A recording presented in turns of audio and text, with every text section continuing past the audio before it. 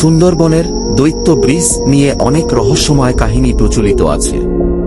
স্থানীয়দের মতে রাতের বেলা এই ব্রিজের আশেপাশে অদ্ভুত আওয়াজ শোনা যায়, ছায়ামূর্তি দেখা যায় এবং কখনো কখনো পথচারীরা অজানা কারণে ভয় পেয়ে পালিয়ে আসেন।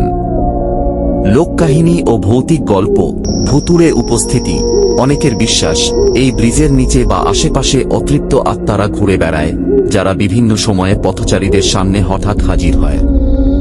রহস্যময় আলো, মাঝরাতে ব্রিজের ওপর বা জঙ্গলের মধ্যে লালচে বা সবুজ আলো জ্বলে ওঠে, যার কোনো ব্যাখ্যা নেই।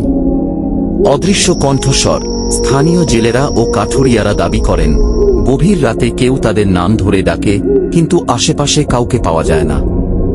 বৈজ্ঞানিক ব্যাখ্যা: সুন্দরবন গভীর ও বিস্তৃত হওয়ায় সেখানে বাতাসের দিক পরিবর্তনের ফলে অদ্ভুত আওয়াজ সৃষ্টি হতে পারে।